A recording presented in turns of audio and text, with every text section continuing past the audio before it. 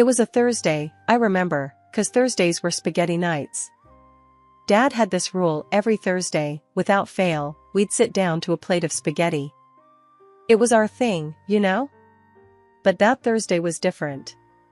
It was the day Mom left, and everything changed. Dad walked in, later than usual. I was already at the table, poking at my now cold spaghetti, wondering why he was so late. The moment he stepped through the door, I knew something was off. His face was all red, like he'd been crying or something.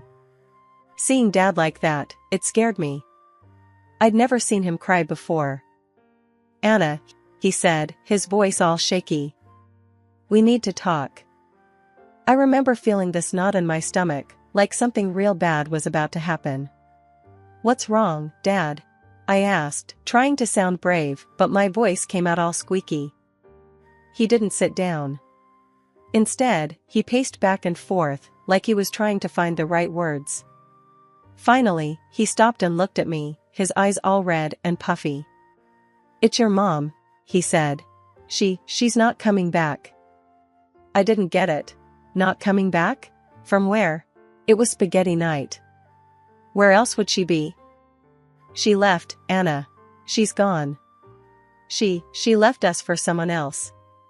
The words hit me like a truck. I felt this chill run down my spine. "Gone, Mom?" But, why? That was all I could muster. Dad's voice broke as he tried to explain. "I don't know, kiddo. I don't understand it myself. But she made her choice, and we gotta deal with it." I was mad, you know? Mad and sad and a bunch of other things I couldn't quite name. Did she even say goodbye? Does she not love us anymore? Dad sat down next to me then, pulling me into a hug. "I'm sure she loves you, Anna.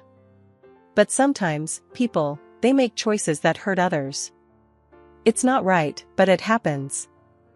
I pushed him away, feeling this anger bubbling up inside me. "Well, I hate her," I shouted, not really meaning it. Or maybe I did. I was so mixed up. Dad sighed, wiping his eyes with the back of his hand. "I know, kiddo. It's okay to be mad. But we'll get through this. Together."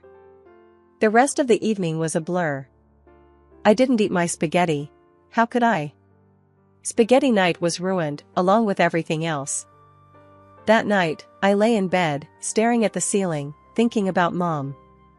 Why would she leave? Didn't she care about us at all? Dad was hurting, I was hurting, and it felt like she just didn't give a damn. It was the first time I really understood that sometimes, people you trust can just break your heart. And as much as I wanted to hate her for what she did, part of me just wanted to understand. Why did she leave? Did she ever think about us? But those were questions for another time. For now, I just had to keep moving forward, one day at a time, with Dad by my side. Then Sarah came into our lives, kinda like a surprise plot twist you never saw coming, but ends up being the best part of the story. The day Dad told me about Sarah, I was skeptical. We were doing dishes, and he was all nervous, which was weird for him. "Anna, I've been seeing someone," he blurted out, almost dropping a plate. I froze, soap suds dripping from my hand. "What? Who?" I wasn't sure whether to feel angry or curious. "Her name's Sarah. She's really wonderful, Anna. I think you'll like her," he said, avoiding my gaze. I didn't say much. Just nodded and kept on with the dishes. But inside, I was a whirlwind of thoughts. Another woman? Was she trying to replace Mom? I wasn't ready for that. The first time I met Sarah, I had my defenses up. She came over for dinner, and I could tell she was nervous, which made me feel a bit better. She wasn't acting all cocky like she owned the place. "Hi, Anna. I've heard so much about you," she said, offering a smile that seemed genuinely warm. "Yes? All good things, I hope," I replied, trying to sound tough, but probably just coming off as awkward. We sat down to eat, and the conversation was kinda stilted at first. Dad kept trying to fill the silence, bless him. But then, Sarah started talking about this band she loved, which turned out to be one of my favorites too. That broke the ice, and before I knew it, we were chatting like old friends. It didn't take long for Sarah to become a fixture in our lives. She moved in a few months later, and things, they just felt right, you know? Like she was meant to be part of our family. One day, after Sarah had moved in, I came home fuming from school. Some kids had been making fun of me for not having a mom, and I'd had enough. I slammed the door and threw my backpack against the wall. Sarah came rushing in, all concerned. "What's wrong, Anna?" she asked, kneeling to be on my level. "Nothing. Just leave me alone," I snapped, not really meaning it. I was just so mad. Sarah didn't budge. "It doesn't look like nothing. Wanna talk about it?" I hesitated, then blurted out everything about the kids at school, about missing mom, about feeling so damn angry all the time. Sarah just listened, her expression soft. When I was done, she hugged me. Not in a trying to replace your mom way, but in a I'm here for you no matter what way. That meant the world to me. "Anna, I'll never try to take your mom's place. But I want you to know I'm here for you, okay? As a friend, as family. Whatever you need." I nodded, wiping away tears. "Thanks, Sarah." From then on, Sarah wasn't just Dad's girlfriend or the woman living with us. She was part of our family. She helped me with homework, listened to my teenage rants, and even taught me how to apply eyeliner properly. She filled our home with laughter and love, something I hadn't realized how much I'd missed until she showed up. One evening, we were all watching a movie, and I looked over at Sarah and Dad, laughing together on the couch. It hit me then how much things had changed, how much better they'd gotten. "Thanks, Sarah," I whispered, not sure if she heard me. "For what?" she whispered back, turning to me with a smile. "For everything," I said, meaning every word. Sarah just squeezed my hand and turned back to the movie. But that moment, that simple exchange, it sealed the deal for me. Sarah was family, through and through. College was a whole new world for me. Moved out, living on campus, studying economics because, well, it seemed like a solid choice. I'd call Dad and Sarah every Sunday, filling them in on the mundane and the exciting alike. They were my rock, my safety net in this whirlwind of new experiences. One evening, I was cramming for midterms with my roommate, Jenna, when my phone rang. Seeing Dad's ID, I figured it was their usual check-in. "Hey, Dad, what's up?" I answered, trying to keep the stress out of my voice. But it wasn't Dad. It was Sarah, and her voice was all wrong. "Anna, you need to come home. It's your dad. He had a heart attack." My world stopped. "What? Is he okay? Tell me he's okay, Sarah." She was silent for a moment too long. "He didn't make it, Anna." "I'm so sorry." The phone nearly slipped from my hand. Jenna looked up, her face full of concern as she caught the tail end of the conversation. "Dad's gone," I managed to choke out before everything went blurry. The next few days were a blur of tears, travel, and terrible coffee. The funeral felt surreal, like I was watching someone else's life fall apart. Dad was gone. Just like that. No warnings, no goodbyes.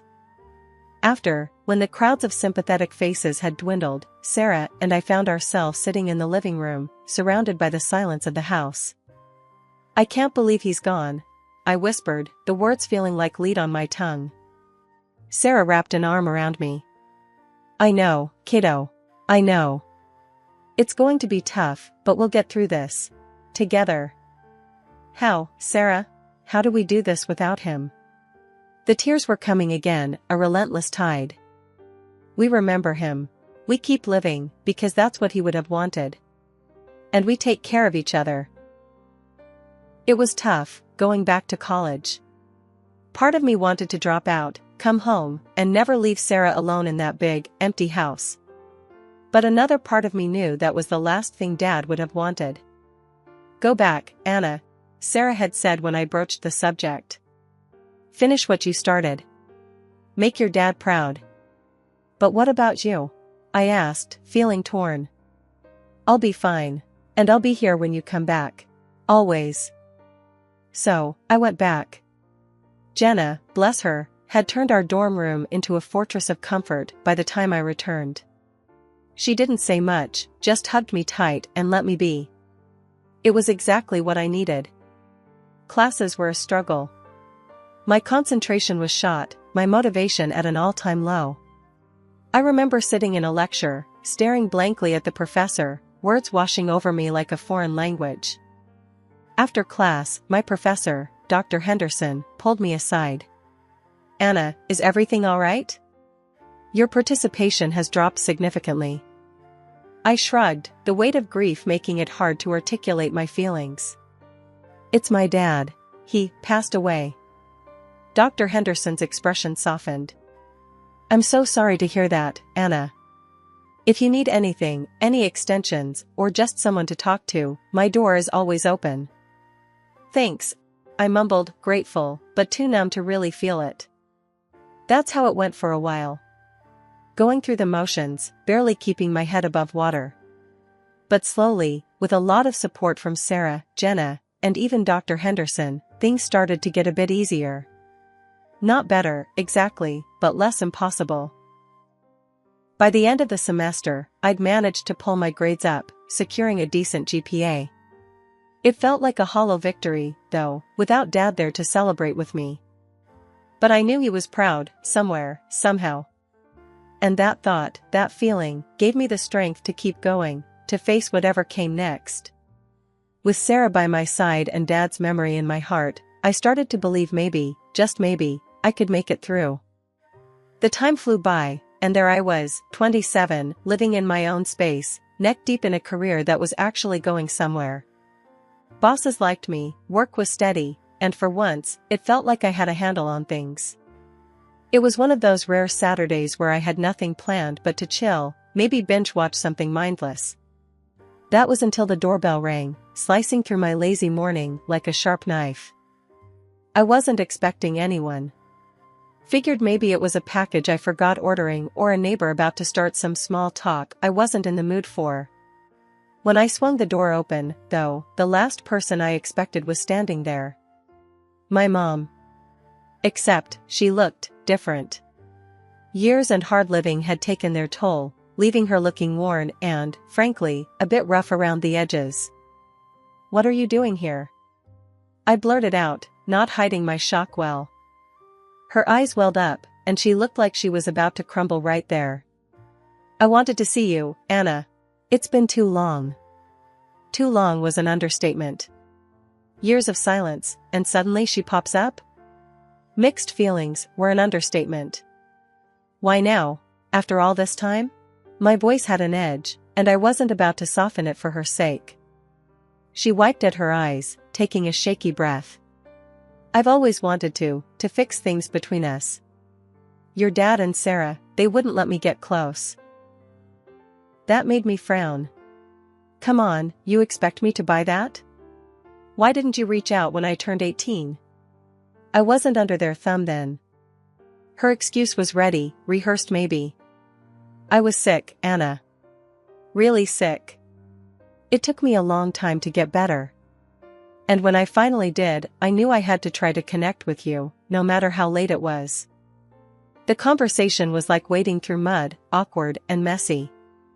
Part of me wanted to slam the door in her face, but another part, a part one wasn't ready to admit existed, wanted to hear her out. Maybe it was curiosity, maybe something else. We talked, if you could call it that. More like danced around the years of silence, each of us tiptoeing around the minefield that was our relationship. Then, without warning, she said she had to go. Just like that, she turned and left, leaving me with a storm of thoughts and not a single answer that made sense. The door clicked shut behind her, and I was left standing there, feeling a weird mix of anger, sadness, and a dozen other things I couldn't put a name to. She had her chance to explain, and all I got were excuses. Still, her visit cracked something open, something I thought I had buried a long time ago. After Mom's unexpected drop-in, my head was a mess, buzzing with a million thoughts and not one clear answer. I needed some grounding, some clarity. There was only one person who could offer that, Sarah. So, I found myself driving over to her place, the one she'd moved into after Dad passed. It was a cozy little house, filled with warmth and memories, a stark contrast to the confusion I was feeling. I knocked on the door, and Sarah answered with her usual welcoming smile. But it faltered a bit when she saw my face. "Anna, what's wrong?" she asked, ushering me in. I didn't even know where to start. "Mom showed up at my place today," I blurted out as soon as we sat down in her living room, a cup of tea in front of each of us. Sarah's eyebrows shot up. "Your mom? After all these years?" "Yes, and she had a lot to say. Mostly excuses." I took a sip of my tea, finding it hard to look at her. "What did she say?" Sarah's voice was calm, but I could tell she was bracing herself. "She claimed that you and Dad kept her away from me. That she was sick and couldn't reach out until now." The words felt bitter, recounting Mom's version of events. Sarah shook her head, a look of disbelief crossing her face. "Anna, that's not true. You know that. Your dad and I never stopped her from reaching out to you. She made her choices." I knew that, deep down, but hearing Mom's story had stirred up doubts. I guess part of me wanted to believe there was a good reason for her leaving. Sarah reached over, squeezing my hand. "It's natural to want to find some good in her reasons, but you can't let her rewrite the past. You know what happened." "Yeah, I do." I sighed, feeling a bit foolish. "She also said she was sick." "We never knew if she was," Sarah said gently. "But even if she was, it doesn't change the years of silence, Anna. It doesn't excuse everything." The clarity I was seeking started to seep through the fog of emotions. Sarah always had that effect, a way of making things make sense. She also mentioned wanting to start over, to have some sort of relationship. Sarah's expression turned cautious. "Anna, people don't change overnight. If you decide to let her back into your life, be careful. Protect yourself." Her words were a warning, a reminder of the pain that had taken so long to heal. I don't even know if I want her in my life. Today, just, through me. Whatever you decide, I'm here for you. Just, remember who she was, and who she's been all these years. Sarah's advice was like a lighthouse, guiding me through stormy seas. "I will." "Thanks, Sarah." I meant it. Her perspective was invaluable, a tether to reality when I felt adrift. After Mom started dropping by more often, it was kinda nice at first, catching up, feeling out this whole mother-daughter vibe we'd never really had. But then, the vibe shifted. Suddenly, it wasn't just coffee and chit-chat. She started hinting at needing cash, first for this doctor's bill, then for that rehab thing she said was for her illness recovery. Each time, laying it on thick with the lovey-dovey stuff, something I wasn't used to from her. Despite Sarah's earlier warnings ringing in my ears, I found myself unable to say no. Maybe it was the guilt, or maybe I was just starved for that maternal affection I'd missed out on. But then she hit me with a real doozy. Out of the blue, she's like, "I found this perfect apartment right next to yours. Wouldn't it be great to be neighbors?" And I'm thinking, sure, sounds nice, until she drops the bombshell. She wants me to foot the bill. The whole year's rent, up front, adding up to a cool 24 grand. I choked on my coffee. "You what? That's a lot of money, Mom." She didn't miss a beat, playing the hurt card like a pro. "I thought you'd want to help your mother out," she said, all wounded-like. "I do, but it's a lot. I need to think about it." I managed to stammer out, feeling like I'd just been sucker-punched. Well, she didn't like that one bit, got all huffy, and stormed out. So there I am, feeling like the worst daughter in history for not immediately opening my wallet. I needed advice, someone with no skin in the game. Naturally, I called Sarah. "Hey." I started, no preamble. "Mom asked me to pay a year's rent for her. 24K, what do I do?" Sarah's response was instant, a mix of concern and anger. "Anna, you can't be serious. After everything, you're considering it?" I sighed, running a hand through my hair. I don't know, Sarah. She's my mom.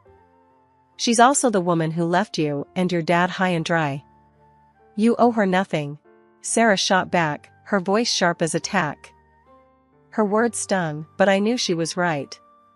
Still, something in me couldn't shake the idea of finally having a real relationship with my mom, even if it meant buying it.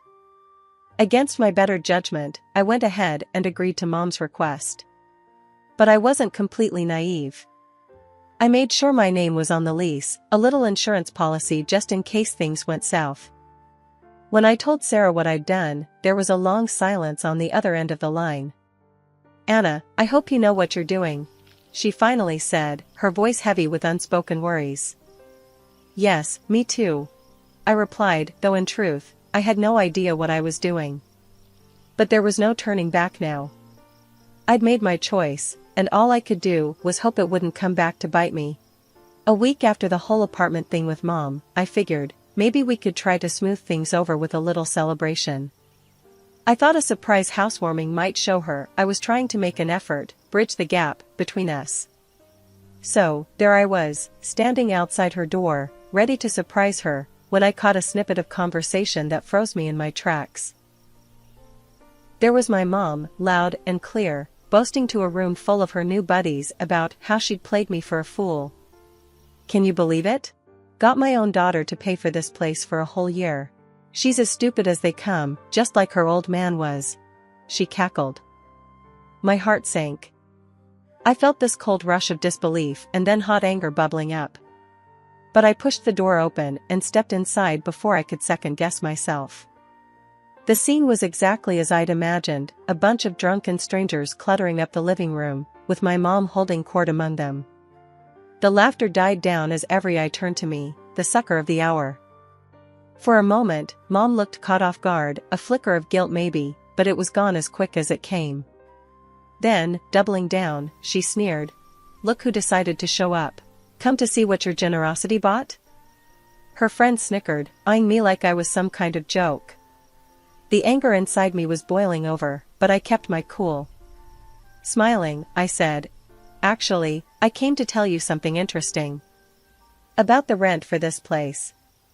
Mom smirked, playing to her audience. Oh yeah? What's that? I pulled out the rental agreement I'd kept, waving it like a flag of victory. See, I only paid for a month. Not a year. You could have heard a pin drop. Mom's face went white, her smirk vanishing as she realized the game was up. Her friends, sensing the shift, started to back away, their laughter turning to murmurs of confusion. I didn't wait for her to recover, to spit out some excuse or plea. I just turned on my heel and walked out, leaving her to her mess, both literal and metaphorical. As I walked away, her outraged screams followed me, but they didn't touch me. Not anymore. I felt lighter somehow, like I'd finally shaken off a weight I'd been carrying without even realizing it. After the whole mess with the apartment and catching Mom in her true colors, I went straight to Sarah's. Needed someone who could make sense of this circus. Before I could even get a word in, Mom shows up out of nowhere, all fire and brimstone, threatening to sue me for every penny I had. Wanted me to support her for life, as if the years of neglect could just be erased with a paycheck. Sarah, she just laughed. Not a happy laugh, but one of those I can't believe this laughs. You're gonna sue? Really? She wasn't even mad, just amazed at the audacity. Mom was on a tear, shouting about rights and money until Sarah, cool as ever, pulled out this stack of papers from a drawer. You mean these rights? She says, waving the documents that spelled out how Mom had ditched her parental duties ages ago. Mom's face when she saw those papers? It was like someone had flipped a switch. From fiery to deflated in a second flat. Fast forward 2 weeks, and word gets around that Mom's been kicked out of the apartment. Apparently, she tried to pull a fast one, refusing to leave, and they had to call the cops to drag her out. She showed up at my place next, pounding on the door, making all sorts of threats and pleas through the wood. But I was done. Completely over it. I yelled back, clear enough so she'd hear. Knock it off, or I'm calling the cops. Guess that got through to her because she took off. Haven't seen hide nor hair of her since. Sitting there, after she'd scampered away, it hit me. I was finally free. Not just from her threats and manipulations, but from the weight of her expectations, her disappointments. For the first time in a long while, I felt like I could breathe easy,